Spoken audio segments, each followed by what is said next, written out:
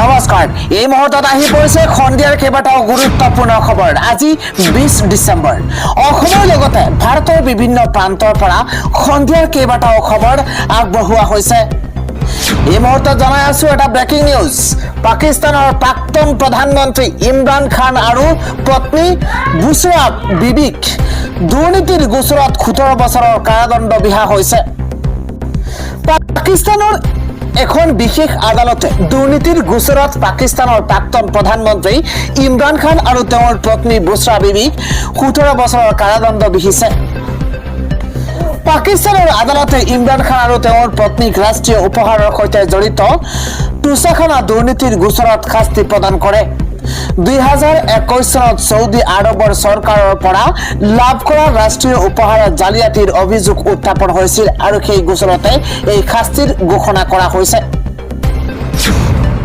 পৰৱৰ্তীপূৰ্ণ খবৰ এবাৰ পুছবেক নচলিব 15 গৰাকী বাংলাদেশীৰ পক্ষত এবাৰ আদালতৰ কাষ চাপিব মৌলানা বদৰুদ্দিন আজমল মুঠতে অসমত নচলিব এতিয়া পুছবেক আমি উচ্চ ন্যায়ালয় উচ্চতম ন্যায়ালয়ৰ সকলোৰে কাষত যাম চৰকাৰে বিদেশী ঘোষণা কৰা 15 গৰাকী নাগৰিকৰ পক্ষত এবাৰ বদৰুদ্দিন আজমল গুৱাহাটী উচ্চ ন্যায়ালয়ৰ কাষ চাপিব মৌলানা বদৰুদ্দিন আজমল প্ৰয়োজন হলে উচ্চতম ন্যায়ালয়ৰ কাষ চপাৰ লক্ষ্য আজমলৰ নগাঁও জিলাৰ আয়ুক্তকো তীব্ৰ কটাক্ষ বদৰুদ্দিন আজমলৰ 15 গৰাকী নাগৰিকৰ হৈ আইনী যুঁজ দিব এআইইউডিএফ দলে পুছবেক কৰা লোকক পুনৰ ভাৰতলৈ ঘূৰাই অনা হৈছে বুলি মন্তব্য যেহেতু আজিৰ ভিতৰতে ভাৰত ত্যাগৰ নিৰ্দেশ দিছে 15 গৰাকী নাগৰিকৰ মুঠতে অসমত নচলিব এতিয়া পুছবেক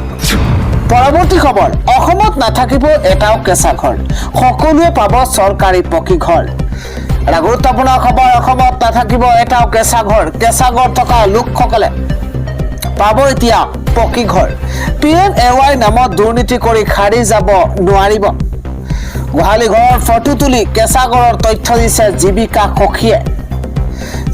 কক্ষীয়ে পঞ্চায়ত গ্ৰাম উন্নয়ন বিভাগক বিহু দেখুৱাইছে শুদ্ধ তথ্য নিদিয়া পঞ্চায়তৰ সভাপতি যাব লাগিব এতিয়া জেললৈ জীৱিকা কক্ষীক কামক লৈ খৰ্গহস্ত হৈ পৰিছে মন্ত্ৰী ৰঞ্জিত কুমাৰ দাস PMAY তালিকা বাছনিত জালিয়াতিৰ কথা মুকলিকৈ স্বীকাৰ কৰিছে জীৱিকা কক্ষীয়ে বনোৱা হিতাধিকাৰী তালিকা আখুৱাহযুক্ত গাঁও পঞ্চায়তৰ সভাপতি সচিবকো ধমক দিছে মন্ত্ৰী ৰঞ্জিত কুমাৰ দাসে অসমত নাথাকিব এতিয়া এটাও কেঁচা ঘৰ পৰৱৰ্তী খবৰ CBI বিশেষ ন্যায়াধীশৰ আদালতত গুৰুত্বপূৰ্ণ ৰায়দান উৎকোচ গ্ৰহণ কৰা 2 চৰকাৰী বিষয়াক 3 বছৰৰ কাৰাদণ্ড গড়কাপ্তানি বিভাগৰ সহকাৰী অভিযন্তা সঞ্জিত দত্ত ভাৰতীয় সেনা বিষয়া বিজয় কুমাৰ গুপ্তাক কাৰাদণ্ড বিহিছে আদালতে পৰৱৰ্তী খবৰটো হৈছে 5 লাখতকৈও অধিক মুছলমানে কপাই গৈছে ঢাকা আজি জানাজা হ'ব উছমান হাদিৰ এটা ডাঙৰ খবৰ এই মুহূৰ্তত জ্বলি আছে এতিয়া বাংলাদেশ ভাৰত বিৰোধী শ্লোগানেৰে উত্তাল কৰিছে এতিয়া ৰাজপথ 5 লাখতকৈও অধিক মুছলমানে কপাই গৈছে ঢাকা এটা ব্ৰেকিং নিউজ এই মুহূৰ্তত জনোৱাৰ চেষ্টা কৰিছো আজি বাংলাদেশ উত্তপ্ত পৰিস্থিতি বাংলাদেশত এতিয়া অভাৱনীয় পৰিস্থিতিৰ সৃষ্টি হৈছে আজি সম্পূৰ্ণ কৰা হ'ব জানাজা উছমান হাদিৰ শুকুৰবাৰে ছিংগাপুৰৰ পৰা অনা হৈছে ছাত্ৰ নেতা হাদিৰ মৃতদেহ জানাজাৰ বাবে সমবেত হ'ব প্ৰায় 10 লাখ মুছলমান সৌদিশে এতিয়া কটকটীয়া নিৰাপত্তা বেষ্টনী আৰক্ষীৰ শান্তি শৃংখলা বজাই ৰখাৰ আহ্বান মোহাম্মদ ইউনুছৰ আজিৰ দিনৰ 2 বজাত ইনকলাব মঞ্চৰ নেতা হাদিৰ হ'ব জানাজা জ্বলি আছে এতিয়া বাংলাদেশ পৰৱৰ্তী খবৰ আজি দেশৰ প্ৰধানমন্ত্ৰী নৰেন্দ্ৰ মোদী অসম ভ্ৰমণ কাৰ্যসূচী আজি দিনৰ 2:40 বজাত অসমত উপস্থিত হৈছে দেশৰ প্ৰধানমন্ত্ৰী নৰেন্দ্ৰ মোদী আবেলি 3 বজাত গুৱাহাটী বিমানবন্দৰত নতুন টাৰ্মিনেল মুকলি আবেলি 3:45 বজাত অংশগ্ৰহণ কৰিছে বৰজাৰৰ জনসভাত বশিষ্ঠস্থিত বিজেপিৰ মুখ্য কাৰ্যালয়লৈ প্ৰধানমন্ত্ৰীৰ ৰুট শ্ব' বিয়লি 4:45 বজাত বিজেপি কৰ্মীয়ে আদৰিছে দেশৰ প্ৰধানমন্ত্ৰী গৰাকীক। সন্ধিয়া ৰাজ্যিক কাৰ্যালয়ত দলীয় কৰ্মীৰে প্ৰধানমন্ত্ৰী নৰেন্দ্ৰ মোদীৰ বিশেষ বৈঠক। নিশা কইনাদৰাত থাকিব দেশৰ প্ৰধানমন্ত্ৰী নৰেন্দ্ৰ মোদী। কাইলৈ 21 ডিচেম্বৰ কাইলৈ পুৱা গেটৱে অফ গুৱাহাটীত উপস্থিত হ'ব দেশৰ প্ৰধানমন্ত্ৰী নৰেন্দ্ৰ মোদী। 4:45 পৰা 9:40 25 গৰাকী শিক্ষাৰ্থীৰে ব্ৰহ্মপুত্ৰৰ বুকুত পৰীক্ষা পে চৰ্চা কাৰ্যসূচীত অংশ ল'ব দেশৰ প্ৰধানমন্ত্ৰী নৰেন্দ্ৰ মোদীয়ে।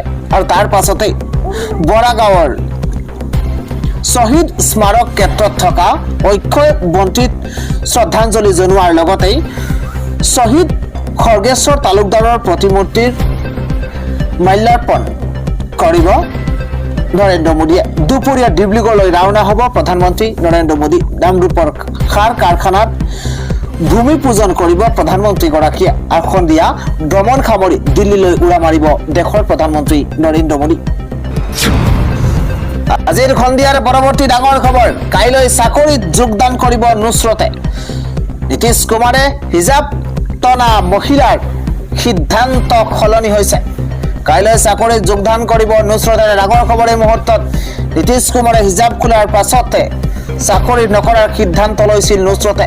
আৰু অপমানৰ বাবে বিহাৰ চৰকাৰৰ অধীনত কাম নকৰাৰ সিদ্ধান্ত লৈছিল। চিকিৎসকৰ নিযুক্তি পত্ৰ বিতৰণ অনুষ্ঠানত হিজাব টানিছিল নীতিশ কুমাৰে।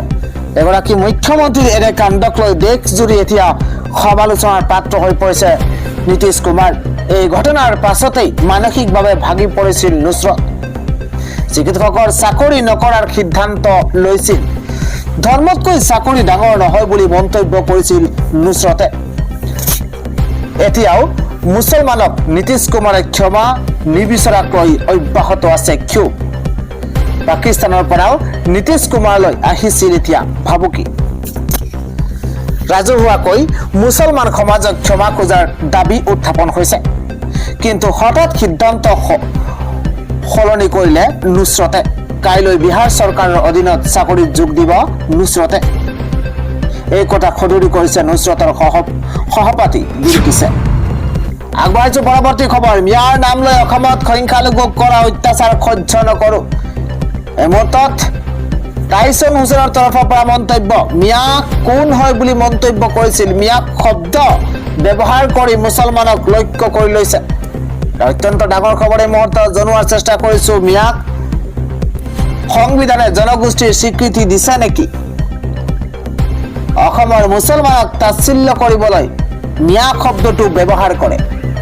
মিয়া মাত্ৰ এটা কৌশলহে, লক্ষ্য কিন্তু মুছলমান।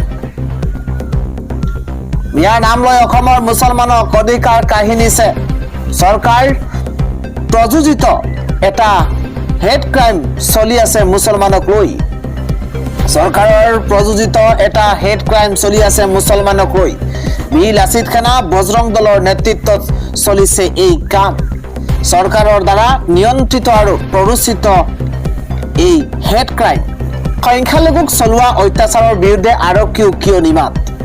মুছলমানৰ ওপৰত চলা অত্যাচাৰক লৈ মাত মাতি যাম বুলি মন্তব্য ABMCৰ। চৰকাৰৰ বিৰুদ্ধে ক্ষোভ প্ৰকাশ কৰিছে ABMCৰ সভাপতি টাইছন হুছেইনে। পৰৱৰ্তী আন এটা গুৰুত্বপূৰ্ণ খবৰ। অচিনাকি মানুহ বিজেপি এতিয়া ভৰগড়ত। বিদেশী নাগৰিকৰ তালিকাত এতিয়া বিজেপি বিধায়ক। বিদেশী নাগৰিকৰ তালিকাত বিজেপি বিধায়ক। অত্যন্ত ডাঙৰ খবৰ। 28 দিনৰ ভিতৰতে প্ৰমাণ কৰিব লাগিব নাগৰিকত্ব। 28 দিনৰ ভিতৰত নাগৰিকত্বৰ প্ৰমাণ দিব লাগিব, প্ৰমাণ কৰিব লাগিব। সন্দেহজনক নাগৰিকৰ তালিকাত আছে বিজয় মালাকাৰৰ নাম। সন্দেহজনকভাৱে 2খনকৈ ভোটাৰ কাৰ্ড আছে বিজয় মালাকাৰৰ। বিজয় মালাকাৰৰ পিতৃ মাতৃৰ নামো নাই ভোটাৰ তালিকাত। অত্যন্ত ডাঙৰ খবৰ এই মুহূৰ্তত। 2019-2021 চনত 2খন পৃথক ভোটাৰ কাৰ্ড দাখিল কৰিছিল মালাকাৰে, বিজয় মালাকাৰে। বিজয় মালাকাৰে ন্যায়ালয়ত দাখিল কৰিব লাগিব নাগৰিকত্বৰ নথি পত্ৰ। খাৰিজ হ'ব পাৰে বিজয় মালাকাৰৰ বিধায়ক পদ। বিধায়ক বিজয় মালাকাৰৰ 4 সপ্তাহৰ সময় বান্ধি দিছে ন্যায়ালয়ে। অচিনাকি মানুহ বিজেপিৰ এতিয়া বৰ ঘৰত। পৰৱৰ্তী আন এটা গুৰুত্বপূৰ্ণ খবৰ, বাবৰি মছজিদ নিৰ্মাণৰ পূৰ্বে লাখ লাখ লোকৰ এতিয়া নামাজ আদায়। বাবৰি মছজিদ নিৰ্মাণৰ পূৰ্বে লাখ লাখ লোকৰ নামাজ আদায়। মছজিদৰ আধাৰশিলা স্থাপনস্থলীত লক্ষাধিক লোকে আদায় কৰিছে একেলগে নামাজ। একেলগে হাজাৰ হাজাৰ লোক ওলাই আহিল জুমাৰ নামাজৰ বাবে। লাখ লাখ মুছলমান লোকলৈ আহ্বান এতিয়া হুমায়ুন কবিৰৰ। মছজিদৰ কাম সম্পূৰ্ণ নোহোৱালৈ নামাজ আদায়ৰ ঘোষণা হুমায়ুন কবিৰৰ।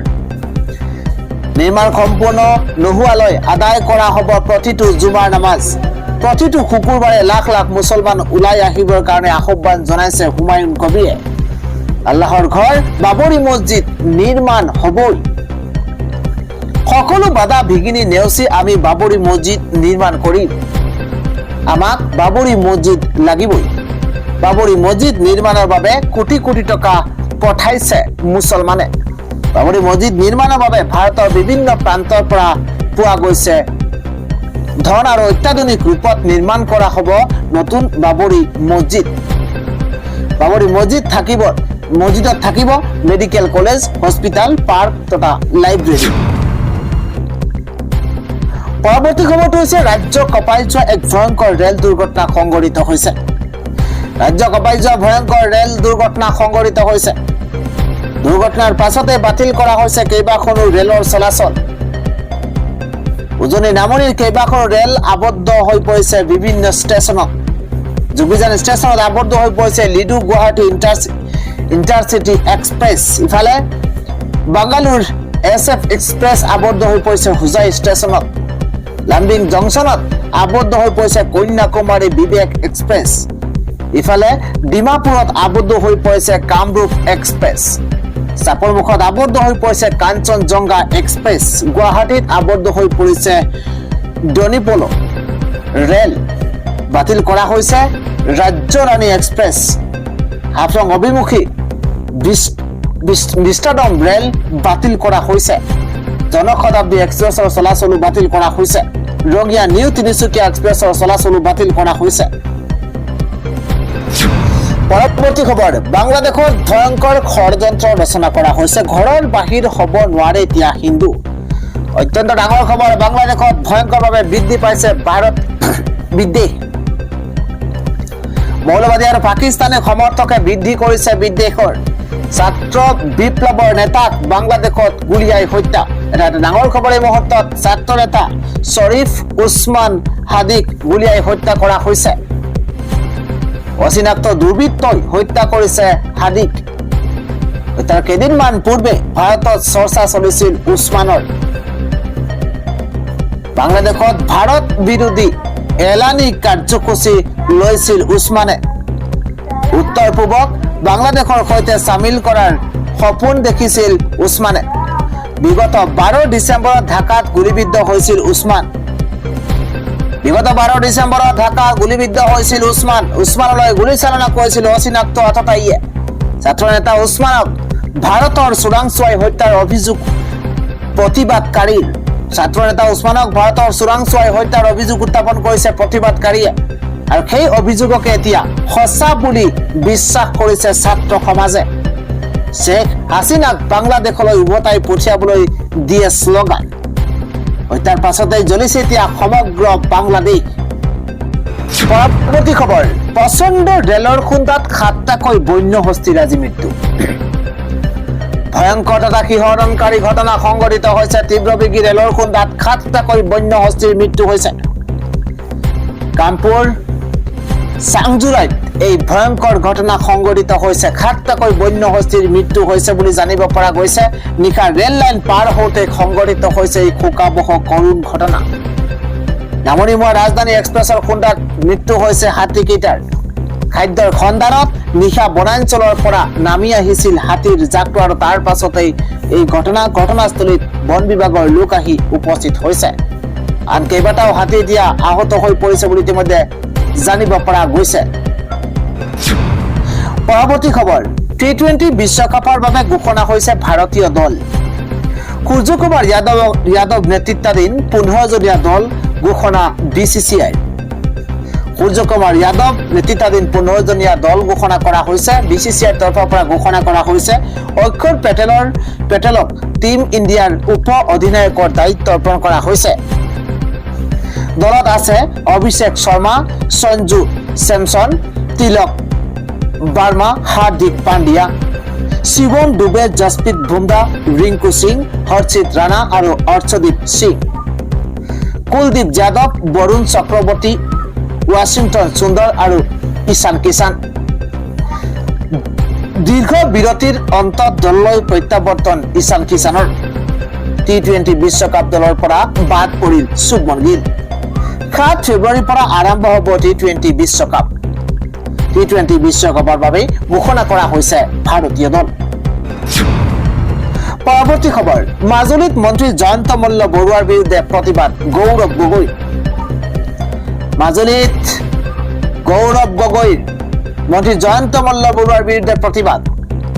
মন্ত্ৰী জয়ন্ত মল্ল বৰুৱাক গ্ৰেপ্তাৰৰ দাবী কৰিছে APCCৰ সভাপতিগৰাকীয়ে। জল জীৱন আঁচনিৰ দুৰ্নীতিক লৈ প্ৰধানমন্ত্ৰী মুখ্যমন্ত্ৰীক জোৰদাৰ সমালোচনা। JJMৰ দুৰ্নীতিৰ ক্ষেত্ৰত ভাৰতৰ ভিতৰত 2 নম্বৰ স্থানত আছে অসম। গড়মূৰৰ জিলা আয়ুক্তৰ কাৰ্যালয়ৰ সমীপত কংগ্ৰেছৰ তীব্ৰ প্ৰতিবাদ। মাজুলীত মন্ত্ৰী জয়ন্ত মল্ল বৰুৱাৰ বিৰুদ্ধে প্ৰতিবাদ গৌৰৱ গগৈৰ। মন্ত্ৰী জয়ন্ত মল্ল বৰুৱাৰ গ্ৰেপ্তাৰৰ দাবী কৰিছে APCCৰ সভাপতিগৰাকীয়ে।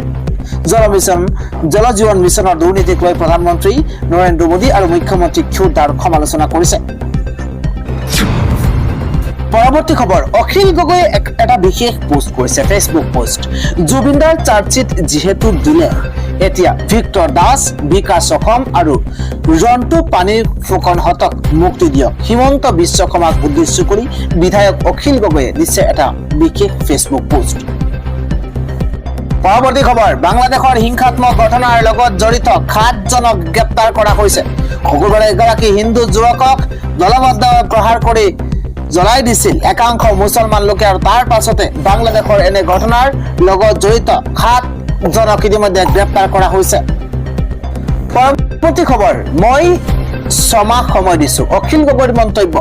মই 6 মাহ সময় দিছো, নিৰ্বাচনৰ দিন কেইটালৈকে শ্যাম কানু আৰু সিদ্ধাৰ্থহঁতক জেলত ৰাখিব খোজা হৈছে, আৰু তাৰ পাছত তেওঁলোকৰ কেছ নাইকিয়া কৰিবলৈ এটা দুৰ্বল চাৰ্জশ্বিট দিয়া হৈছে বুলি এইদৰে বিস্ফোৰক মন্তব্য কৰিছে বিধায়ক অখিল গগৈয়ে। ৰাজ্যখনৰ বাবে আন এটা ডাঙৰ খবৰ, এইবাৰ 94,477 গৰাকী ডি ভোটাৰ আছে অসমত। ইয়াৰে কিমান লোকক দিয়া হ'ব নাগৰিকত্ব? এটা বিগ আপডেট এই মুহূৰ্তত জনোৱাৰ চেষ্টা কৰিছো। 94,477 গৰাকী ডি ভোটাৰ আছে অসমত। ইয়াৰে কিমান লোকক দিয়া হ'ব নাগৰিকত্ব? এটা বিগ আপডেট আহি পৰিছে এই মুহূৰ্তত। মুছলমানক বাদ দি সকলো ডি ভোটাৰে পাব ভাৰতীয় নাগৰিকত্ব। মুছলমানক বাদ দি কোন কোন ধৰ্মাৱলম্বীয়ে পাব ভাৰতীয় নাগৰিকত্ব? এটা প্ৰশ্ন উত্থাপন হৈছে। মুছলমানক বাদ দি শিখ, পাৰ্চী, জৈন, খ্ৰীষ্টান আৰু বৌদ্ধ ধৰ্মাৱলম্বীয়ে পাব ভাৰতীয় নাগৰিকত্ব। সুপ্ৰিম কোৰ্ট আৰু ভাৰত চৰকাৰৰ নিৰ্দেশত অসমত ডি ভোটাৰৰ সমস্যা শেষ হ'ব। আফগানিস্তান, পাকিস্তান, বাংলাদেশৰ পৰা জীৱন আৰু ধৰ্ম ৰক্ষাৰ বাবে ভাৰতলৈ আহিছিল নিপীড়িত লোকসকল। নিপীড়িত অমুছলমান লোকসকলৰ বিৰুদ্ধে ট্ৰিবিউনেলত চলি থকা ডি ভোটাৰ গোচৰ প্ৰত্যাহাৰ। অসমত মুছলমানৰ লগতে হিন্দু, শিখ, পাৰ্চী, জৈন, খ্ৰীষ্টান আৰু বৌদ্ধ ধৰ্মাৱলম্বীৰ মুঠ 94,477 গৰাকী ডি ভোটাৰ আছে। এইসকলৰ পৰা মুছলমানক বাদ দি বাকীসকলক প্ৰদান কৰা হ'ব ভাৰতীয় নাগৰিকত্ব। 94,477 গৰাকী ডি ভোটাৰ আছে অসমত। পৰৱৰ্তী খবৰ, কাইলৈ অৰ্থাৎ 20 ডিচেম্বৰৰ শেষ সময়সীমা, লাষ্ট ডেট দিয়া হৈছে। ভোটাৰ তালিকাত আপোনাৰ নাম অন্তৰ্ভুক্তি কৰিলে, যদি কৰা নাই তেন্তে কাইলৈ হৈছে অন্তিম তাৰিখ। লিষ্টত নাম শুধৰণি, অন্তৰ্ভুক্তিকৰণ অথবা কৰ্তন শীঘ্ৰে আপুনি কৰি লওক, কিয়নো লিষ্টত নাম শুধৰণি কৰাৰ, অন্তৰ্ভুক্তি কৰাৰ শেষ সময়সীমা কাইলৈ। 18 বছৰ সম্পূৰ্ণ হোৱা সকলে কাইলৈৰ ভিতৰতে আপুনি আবেদন কৰক। জন্মৰ প্ৰমাণ পত্ৰ, স্থায়ী ঠিকনাৰ প্ৰমাণ, অভিভাৱকৰ ভোটাৰ কাৰ্ড আৰু ফটো হলেই অন্তৰ্ভুক্ত কৰিব পাৰিব আপোনাৰ নাম। এই সকলোবোৰ নথি ফৰ্ম 6 লগত একেলগে গাঁঠি দিব লাগিব 27 ডিসেম্বৰত প্ৰকাশ পাব খচৰা ভোটাৰ তালিকা পৰৱৰ্তী খবৰ ৰাজ্যৰ 7 জিলাত গাহৰি মাংস বিক্ৰীৰ ক্ষেত্ৰত থকা নিষেধাজ্ঞা প্ৰত্যাহাৰ আফ্ৰিকান সোয়াইন ফিভাৰৰ ব্যাপক সংক্ৰমণৰ পৰিপ্ৰেক্ষিতত যোৱা 16 নৱেম্বৰৰ পৰা যোৰহাট শিৱসাগৰ ডিব্ৰুগড় ধেমাজি লখিমপুৰ আৰু দৰং জিলাত গাহৰি মাংস বিক্ৰীৰ লগতে গাহৰি সৰবৰাহত নিষিদ্ধ কৰা হৈছিল বৰ্তমান পৰিস্থিতি কিছু পৰিমাণে নিয়ন্ত্ৰণলৈ অহাৰ বাবে নিষেধাজ্ঞা প্ৰত্যাহাৰৰ সিদ্ধান্ত লোৱা হৈছে